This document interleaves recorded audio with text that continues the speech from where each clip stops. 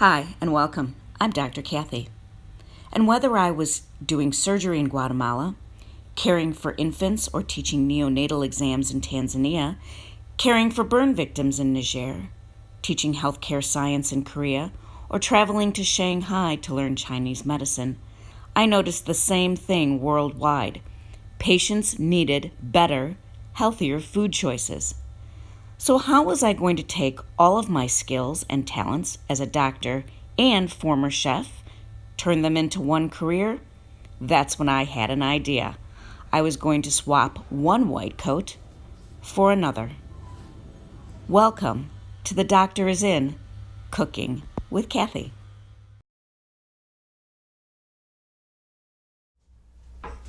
Hi, and welcome to The Doctor is In, Cooking with Kathy. I'm Dr. Kathy, the chef.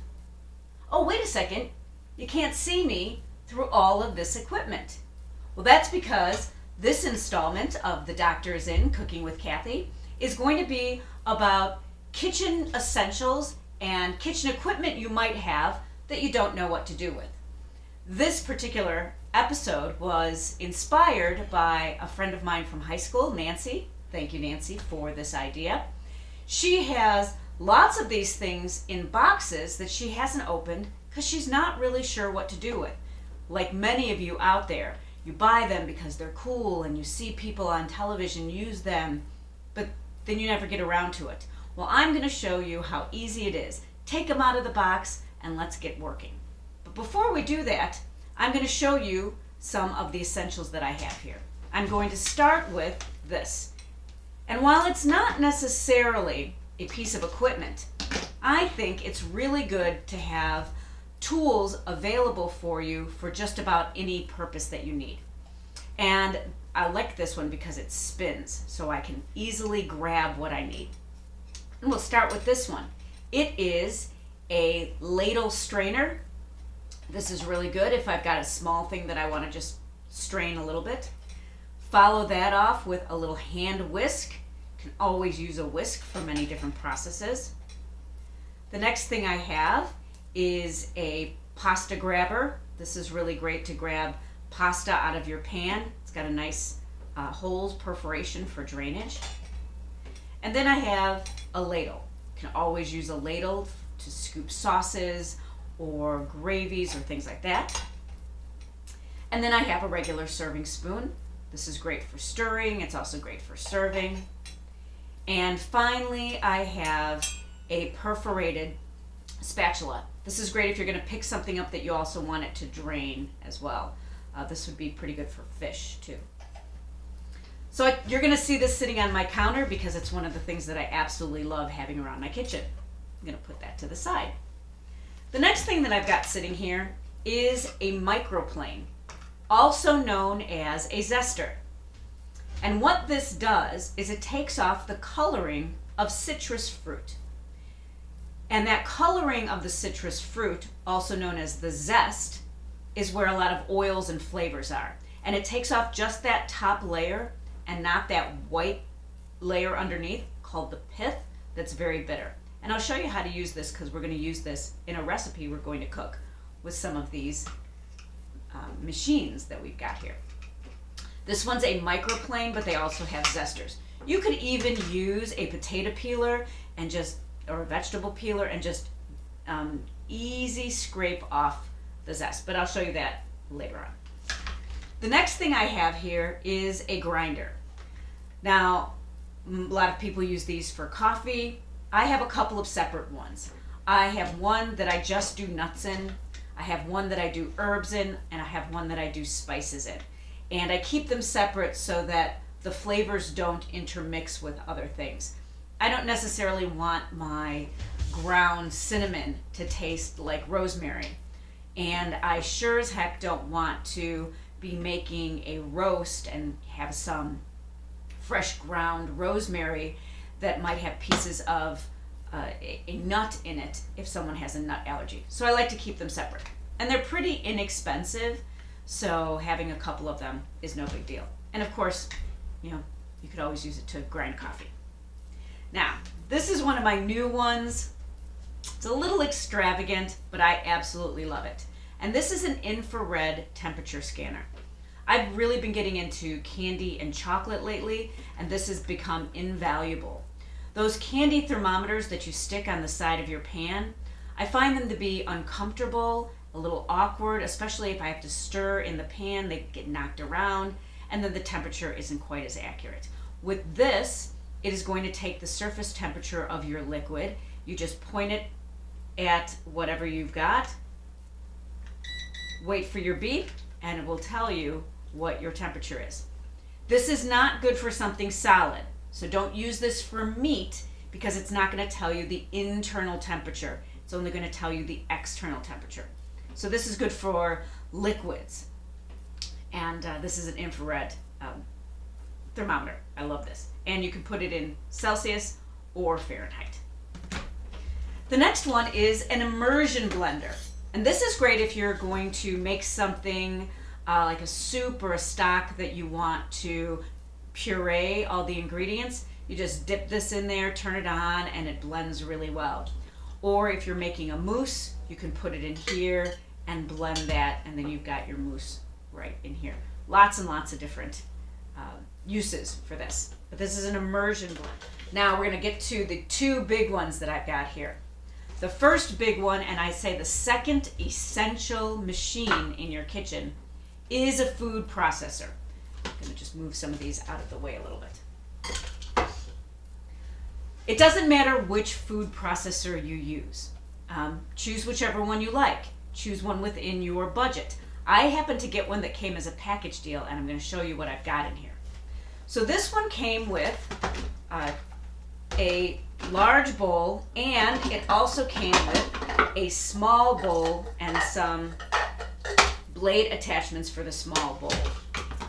But it also came with a big box of attachments, including different types of blades, like a grinding blade, and different types of spinner blades as well.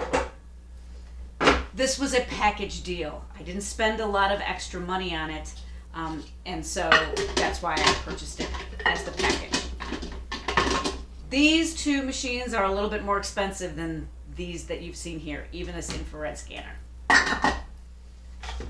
We're going to use this machine today, and we can use this machine today, and we'll use a grinder for one of the recipes. So now let's move over to the big machine here. This is probably the most expensive piece of equipment on this table. This is a stand mixer, and stand mixers are essential if you are going to do any type of baking. But you can also use it for many different savory processes, such as you are making a big batch of meatballs. You can use this to mix all of your ingredients together, or meatloaf for making sausage. Lots of different things that you can use this for. But you know, most of the time people use it for baking. And I'm going to show you a couple of ingredients with this, and you'll see this pop up on a regular basis. This particular model came with a guard shield, and so it helps when things are being mixed to keep it from spilling out all over the place. And if you have to add ingredients, it gives you like a little loader that you can do that here. Most stand mixers come with the same 3 standard blades. The first one is going to be a paddle mixer, and a paddle blade is great for mixing batters and those types of things. You can use this if you're going to mix meatballs. The next one that it comes with is a dough hook. This one happens to be a spiral dough hook. But this is great for making breads and pastas and all different types of processes that you would do kneading. So this really helps to knead anything. And then lastly, a whisk to whisk egg yolks and egg whites and cream and anything that you want to give a lot of air into. So these are the 3 main blades that every stand mixer comes with. I have a couple of extra pieces of equipment that came with this particular stand mixer. The first one is this receptacle that's a grinder. I put it on here I put whatever I want ground inside and it comes out here. This grinder comes with 3 different blades. It comes with a chopping blade, and they store nicely on here when not in use, a small grind, and a large grind. And different things require different grinds. I would use a large grind for making sausage and a smaller grind for making meatballs or meatloaf. And then that stores nicely, and this way you don't lose it. And it also comes with a pusher to make sure everything goes down. The last thing that I have that attaches to this, and there's many different attachments, is a pasta maker attachment.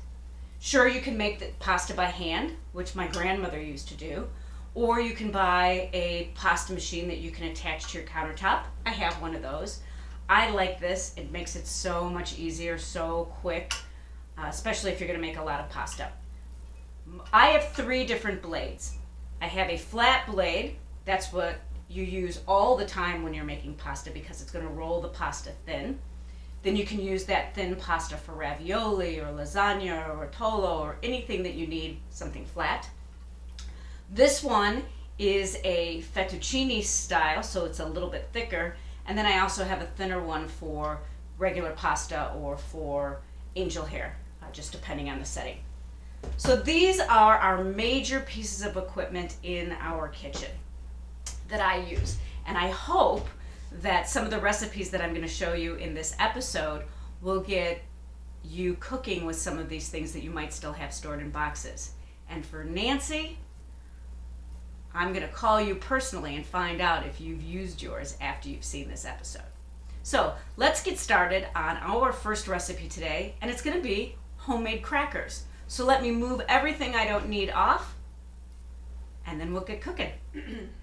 Okay, welcome back. As you can see, I pretty much cleared everything off of my counter except my food processor. And this is what I'm going to use to make all of my, mix all of my ingredients for crackers. Now you're probably thinking to yourself, Dr. Kathy, listen, I can go to my local store and buy some crackers. It's a lot less expensive and it's a lot easier. Well, you're right and you're wrong. It's a lot easier, but it's not really a lot less expensive.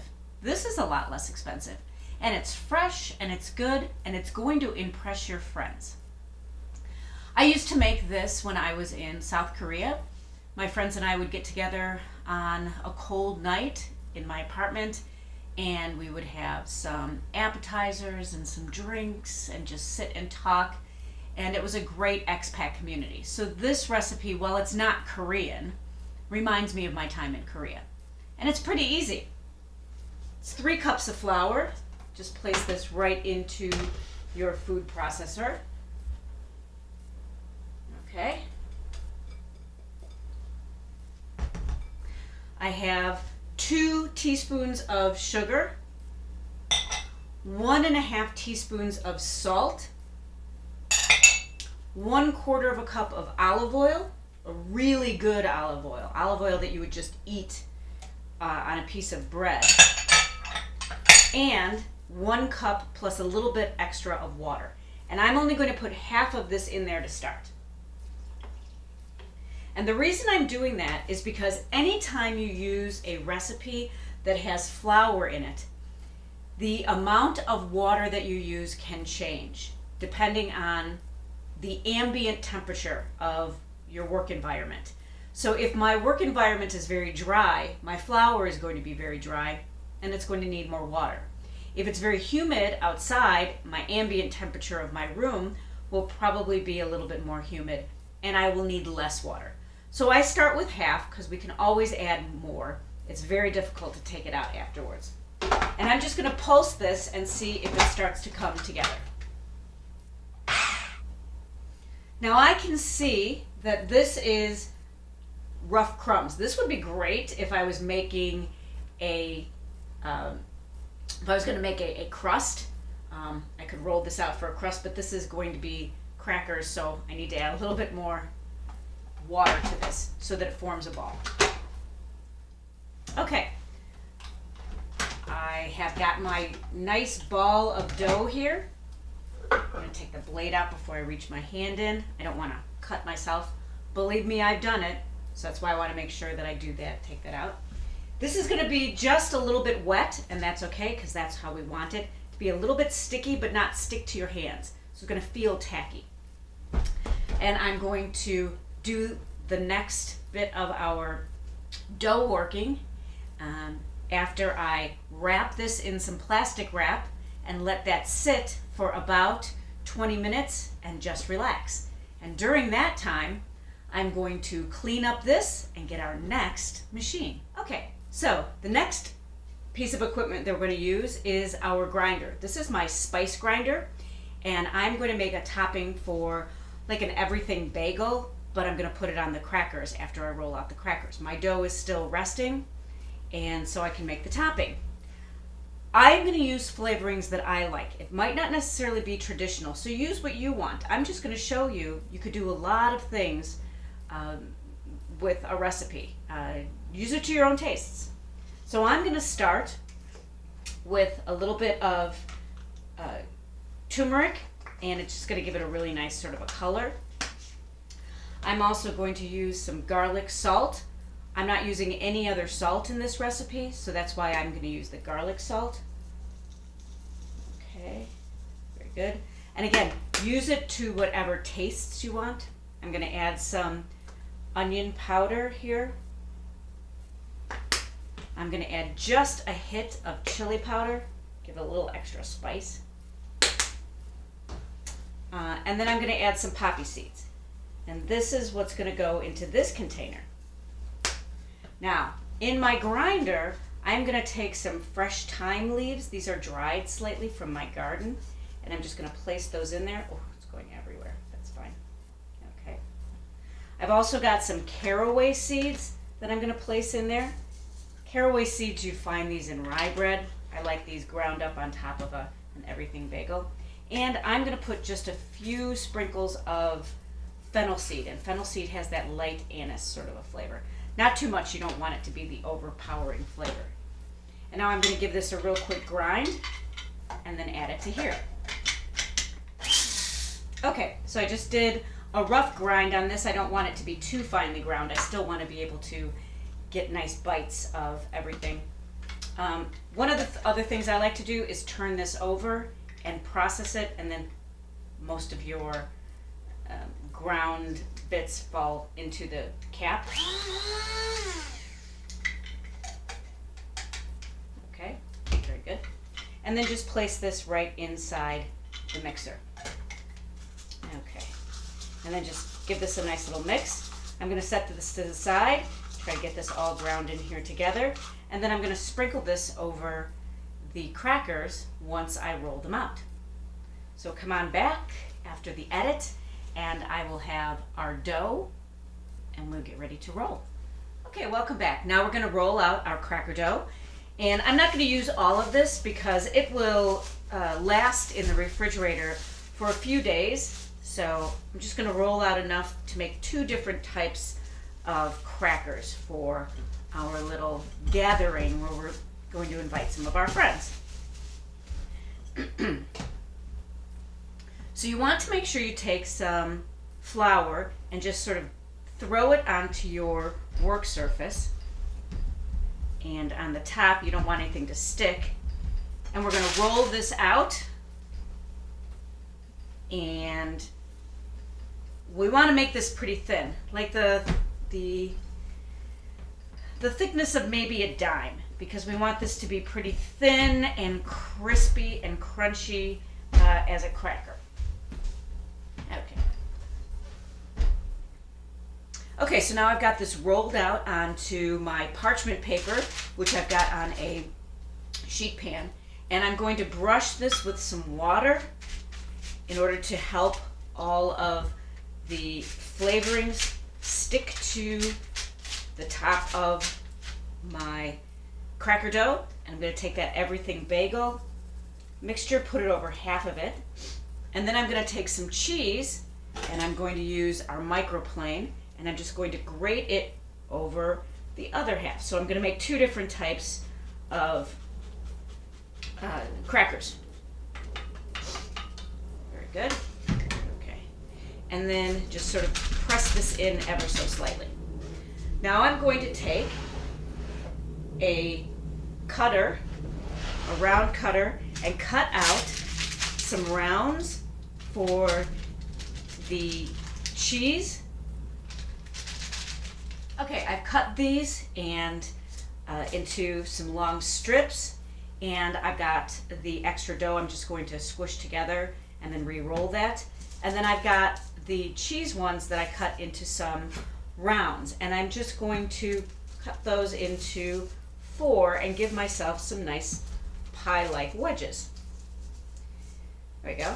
Okay, and then I'm going to put this in my preheated 425 degree Fahrenheit, 220 degrees Celsius oven for about 8 to 10 minutes, and check those for doneness.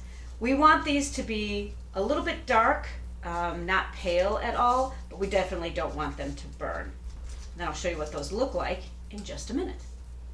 Okay, so this is how you would serve your crackers.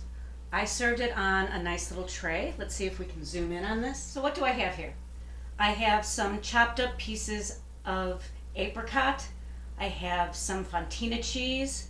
I have some homemade little chocolates that I made. I just love these. These are so pretty. Some toasted hazelnuts, mozzarella balls. I'll show you how to make these at another episode. This is some of that prime rib roast that I had left over that I chopped up. Here is some Asiago cheese. Here are some grapes. And these are our beautiful everything bagel chips. And these are our cheese chips. These are a little bit dark, but I kind of like them like that. I like to serve this with a glass of wine or some beer, and let's give this a try. So I've got my cheese. I think I'm going to try it with a piece of this prime rib.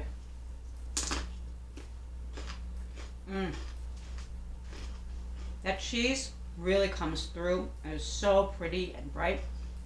And with that prime rib that has those rosemary and garlic flavor, it's perfect. With a nice red wine, this is great. I'm going to finish this one. What next? I'm going to try one of my anything bagel chips. Cut this in half. Did you hear that snap? Great. I'm going to try it with some of my Asiago cheese.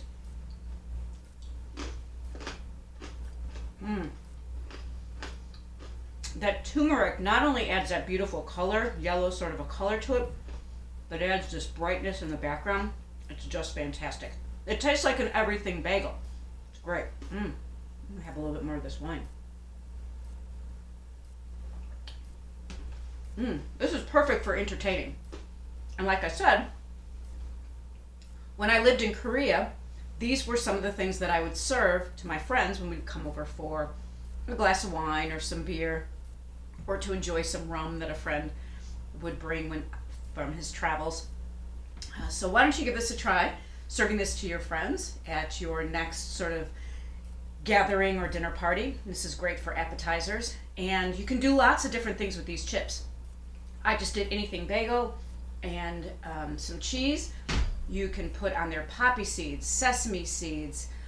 You can put a little crunch on there with some toasted oatmeal, anything you want. It really is a wide open palette for you to be able to add anything that you like. One of my favorite ones that I do that sort of surprises people is a poppy seed with a little bit of grated fresh lemon peel on the top. It gives this incredible brightness. Tastes like a poppy seed and lemon muffin. It's great. Give this a try. Okay, so I'm going to clear this away, and we're going to take one of our other gadgets. Remember this, we used our food processor, and we used that microplane, and we used our grinder, so 3 different tools. And come on back, I'll grab one of my other tools, and we'll show you another recipe that you can use. This is just for you, Nancy. Well, and everybody else too. Hi, and welcome back. So this machine we're going to use is our stand mixer, and we are going to make some cookies, specifically butter cookies. And I'm going to do a really interesting flavor. We'll see when we get there. What we're going to need is our paddle attachment, And I'm also going to use this guard, but I don't need it right now. So the first thing we're going to do is cream our butter. And what we need is at room temperature. All of the ingredients are at the same temperature, and it's room temperature.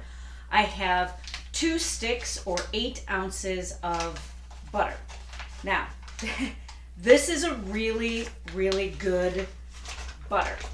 It's an Irish butter. When I'm going to bake something that butter is the main flavor, these are butter cookies, I want to use the best butter I possibly can. So I'm using a really good Irish butter for this particular process. And I'm going to take my sugar. I have 2/3 of a cup of brown sugar. This is a nice dark brown sugar. And I also have 1/2 of a cup of white sugar. And I'm going to place that right into my mixer. Bring this up. And I want to mix this on a low speed for about 3 to 5 minutes until this becomes really creamy. Okay, so I've mixed this for a little bit, and I want to scrape down the edges in order to ensure that everything is mixed together really well, and then scrape the bottom. You want to ensure that all of that sugar is incorporated into the butter, and then mix it again until the sugar starts to melt into the butter. The sugar and the butter have really sort of creamed together nicely. Now I'm going to add my wet ingredients. And there's only 2 wet ingredients in here. And what I have is 1 teaspoon of vanilla extract and 1/2 teaspoon of orange extract. And that's going to give this a nice slightly orange flavor. That's that extra flavor I was talking about. And then I have 1 egg that again is at room temperature. And I'm going to mix that together until it's nice and creamy. Okay, again I am scraping down the sides to make sure it all comes together nicely. And now I'm going to add my salt. I'm not going to add my flour yet. I'm going to add the salt. My butter was unsalted. You want unsalted butter so you control the amount of salt that goes into butter. And this is a little less than a teaspoon of salt. Okay?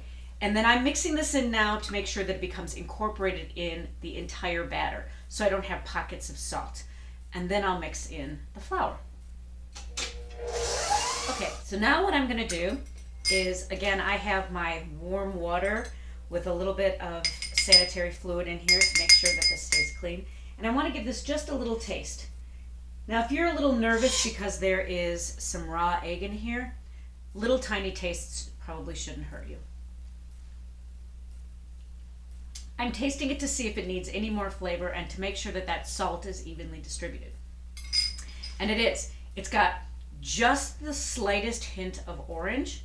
I don't want to add too much orange flavor because it will taste artificial. If you want to boost the orange flavor, use a little orange extract and some zest or the outside of that orange where you can use your microplane.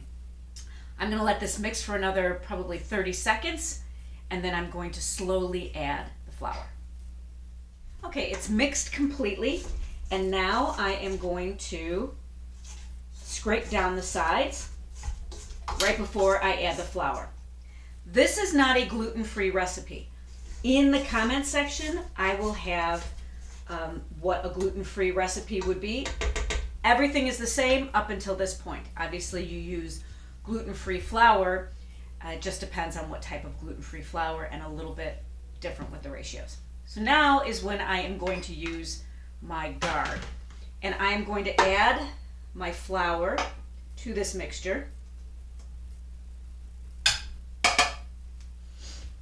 Okay, and I'm going to put the guard on so that when I start this mixer up on a low speed, it doesn't go flying all over the place. And then I can speed it up a little bit. And you want to mix that until it just combines. Okay, it's going to seem a little bit like a crumbly dough, but if you squeeze it, it holds together.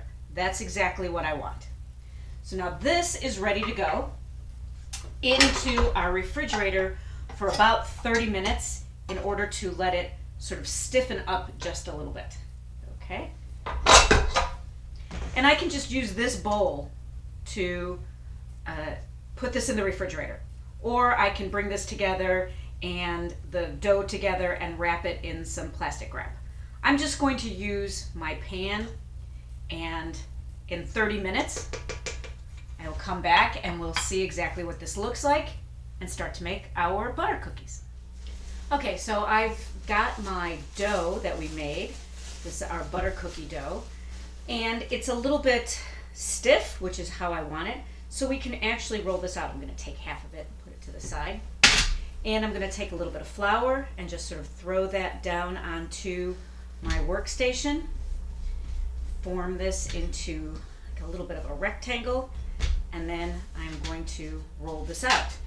And yes, I do have more than one type of rolling pin. This is a really nice tapered rolling pin. You can use this for a lot of different things.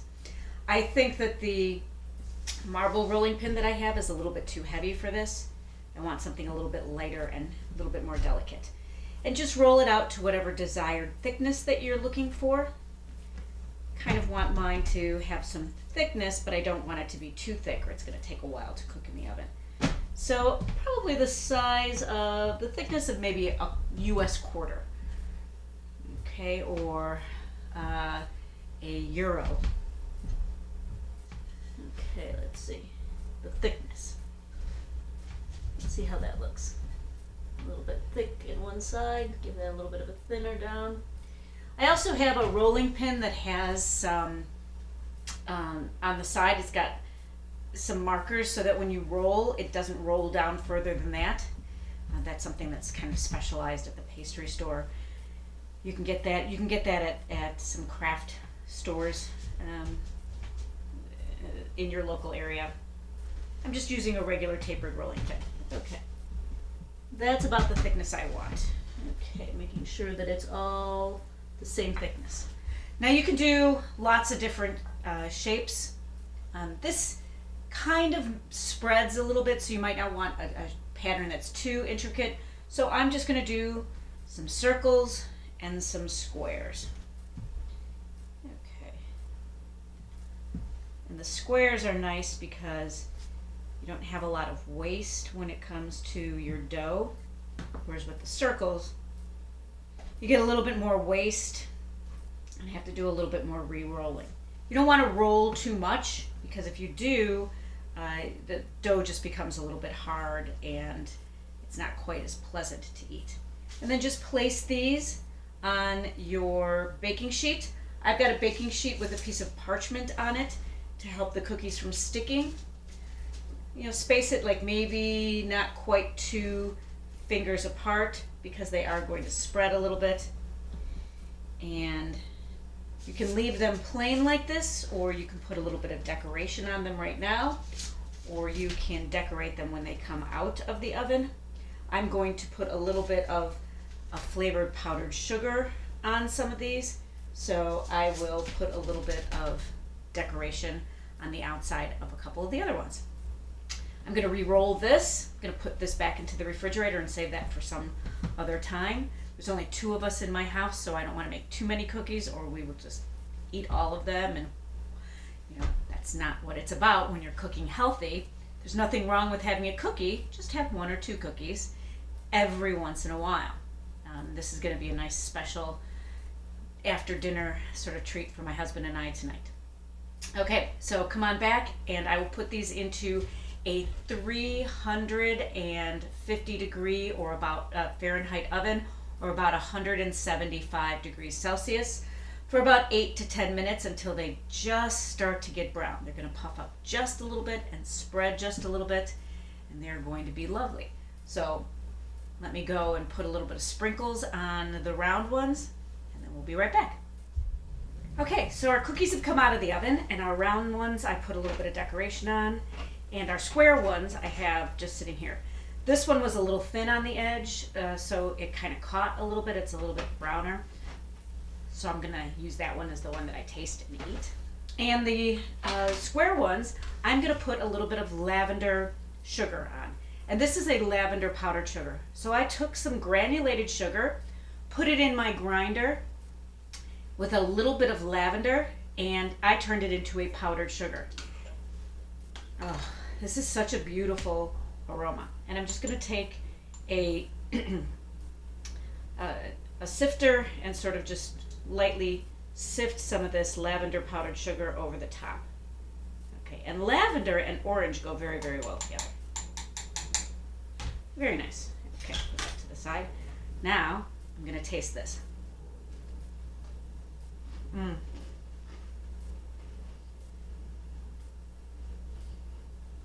It's got the kind of crunch that you would expect from a sugar cookie, but not that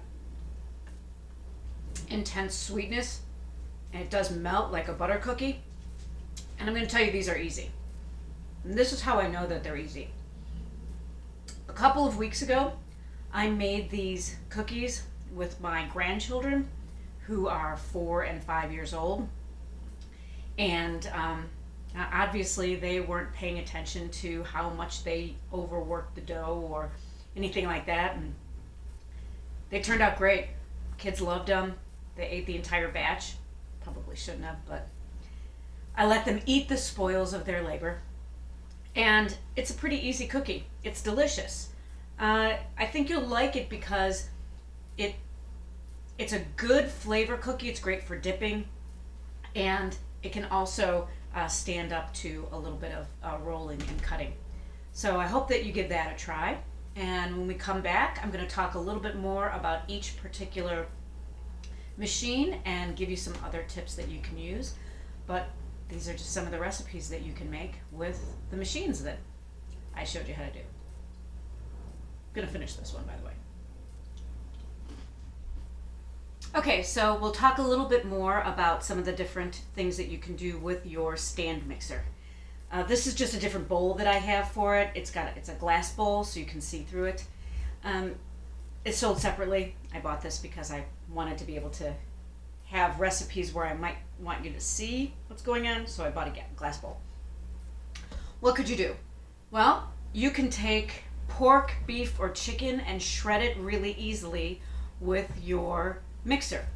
And which attachment do you use for that? Well, you can use either the dough hook or you can use your paddle. And those are, and you can shred your meat with that. Like I said, you can make your ground beef into meatballs or into meatloaf using this, so you don't have to use your hands. You can whip eggs. You can make whipped cream. You can churn butter. So have you ever tried to make whipped cream? You put the whipped cream into your bowl, you start whipping, you get distracted and you come back and it's curdled. Well, that is still usable. That's actually right before it turns into butter. So you just keep whipping that until it releases all of the buttermilk, and you drain the buttermilk off, and then you have butter. And you have buttermilk. So there you go. Don't ever throw away your whipped cream if you think that you've over whipped it. You can use it for something else. A couple of the other things that you could do with this. Again, it's, just making anything that you don't want to beat. It makes pasta dough. It makes bread dough. We'll have an entire series on flatbreads later on, and I'm going to use this a lot for that. So yeah, this stand mixer comes in really, really handy. And then there's attachments that you can get on here. Now, we'll talk a little bit more about the different things that you can do with your food processor. As for your food processor, what can you do with that besides some of the things that I showed you? Lots and lots of different things that you can do. If you don't have a stand mixer, you can still use your food processor for a lot of the same things that you used your stand mixer. As a matter of fact, if you don't have a grinder on your stand mixer, this is the perfect place to grind your meat. You can shred your cheese in this. You can shred carrots for carrot cake. You can take your cooked chickpeas and make your own hummus. You think peanut butter is too expensive? Get some peanuts, roast those yourself, put those in here, and you make your own homemade peanut butter or almond butter or cashew butter or whatever is the in butter that you can make. You can whip cream in this as well. You have to be a little bit more careful with this. You have to pay a little bit more attention. But again, then you can also churn butter if you do make a mistake. Lots of other things. Shredding carrots and, I said that, potatoes. You could shred your cabbage for coleslaw. Thinly sliced potatoes for potato chips. Lots and lots of different things that you can do with this. I would not recommend using this to make mashed potatoes because it turns into a little bit of a gooey sort of a mess. Another great thing to do with this, if you want to use less flour, you can use a food processor to take whole, slightly roasted oats, grind those up and make your own flour. It's many, many, many different things. I can go on and on.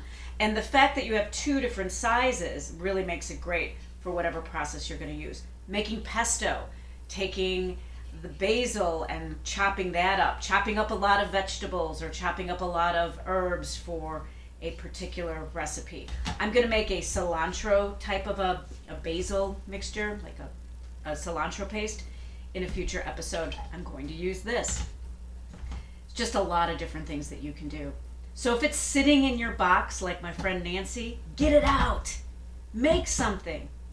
You'll be really surprised and impressed at how quickly you can make food, how easy it becomes to make things from scratch, and just how much better they taste.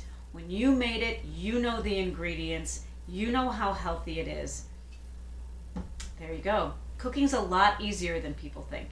And I'm here to help you. So, that said, if you have any other questions or feedback, please put them into the comments section. I would love to answer those.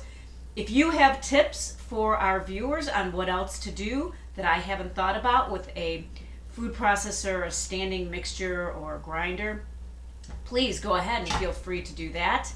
I'm sure that the viewers would absolutely love it. And don't forget to subscribe. If you don't subscribe, you don't know when new episodes come out.